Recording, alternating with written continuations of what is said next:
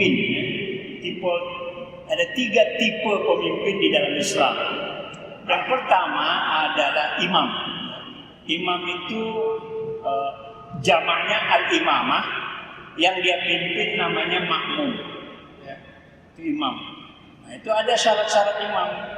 Syarat-syarat imam itu yang pertama lebih paham dalam agama, ya, lebih paham dalam agama. Kemudian dia orang yang lebih fasih bacaannya, paham namanya, fasih bacaannya. Juga orang yang lebih dulu masuk Islam. Kalau dia hijrah, orang yang dulu berhijrah. Ini kemudian imam itu mesti orang yang bisa jadi teladan, bisa jadi contoh, orang yang baik. Ya. Kalau yang nggak baik nggak bisa jadi imam, ya. Harus jadi imam. Nah itu diantaranya DKM masjid menunjuk imam-imam yang tentunya sudah diseleksi untuk masjid-masjid. Yang kedua, pertama itu kita sering berdoa. Kita suka berdoa, Rabbana hablana min azwajina wa dzurriyyatina qurrata a'yuni waj'alna lil muttaqina imama. Nah, doa poin terakhir itu, dan jadikanlah kami pemimpin bagi orang-orang yang bertakwa. Imam bagi orang-orang yang bertakwa. Insyaallah ini sangat besar. Dan ini hendaklah doa ini didawamkan selalu supaya nanti insyaallah anak-anak kita menjadi anak-anak yang saleh, menjadi pemimpin bagi orang-orang yang bertakwa.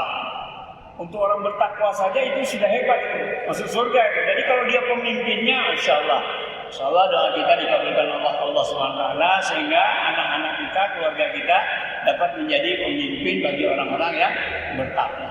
Ya, kemudian yang kedua, mengenai tipe lagi imam ini ada namanya pemimpin yang namanya ra'in. Kulukum ra'in. Itu hadisnya, setiap kamu adalah pemimpin.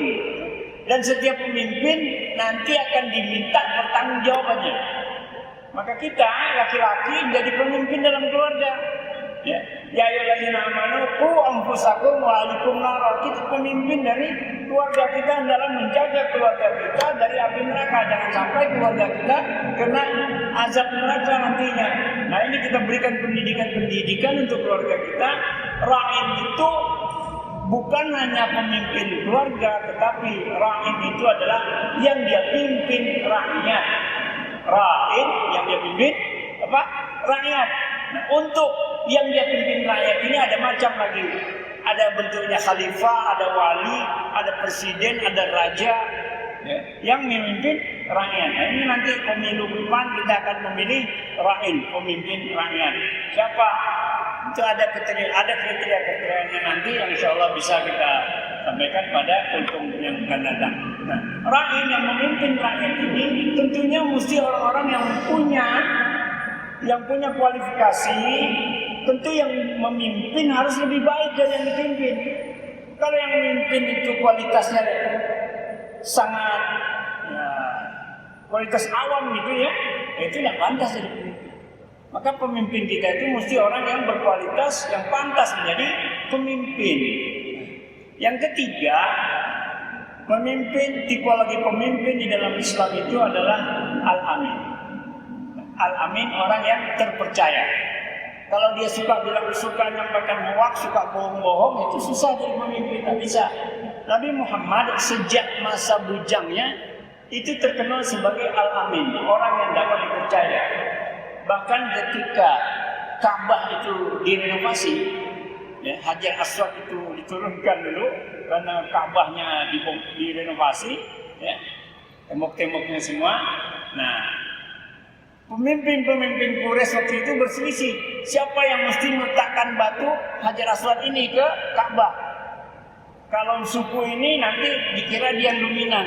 Akhirnya sepakatilah bahwa siapa yang masuk dari pintu itu pertama kali dialah yang akan jadi pemimpin. Rupanya yang datang dari pintu yang ditunggu itu adalah Muhammad yang waktu itu belum jadi nabi, tetapi beliau sudah terkenal sebagai al-amin, orang yang dapat dipercaya. Sehingga timbullah jadi Nabi Muhammad. Itu Muhammad pakai kain ini, letakkanlah Hajar Aswad itu di tengah, dipegang 4 sisi kain oleh 4 suku tadi, sehingga didamai. Yang mengangkat batu itu untuk diletakkan di Ka'bah itu adalah Muhammad sendiri. Itu orang yang terpercaya. Sehingga kapanpun dia akan bisa menjadi memimpin siapapun yang dia pimpin karena memang orang sudah percaya sama dia. Ini yang lebih penting. Jika orang sudah mendapat kepercayaan, dia mudah untuk menjadi pimpinan. Baik itu tingkat RT, RW, lurah, camat, maupun tingkat-tingkat lainnya. Dalam kumpulan-kumpulan keluarga, kumpulan alumni, dan lain sebagainya, orang-orang yang sudah dipercaya oleh masyarakatnya itulah bisa menjadi pemimpin. 3 hal tipologi pemimpin ini hendaklah menjadi dasar pimpinan. Kalau dia mau jadi pimpinan, entah itu pimpinan petinggi-petinggi apapun yang menjadi pimpinan di perusahaan kah, atau perlu 3 hal ini yang insya Allah apa yang dia pimpin akan menjadi selamat. Demikianlah kultum singkat yang dapat kita sampaikan. Lebih dan kurangnya saya mohon maaf. Nasrun minallah wa fathun qarib.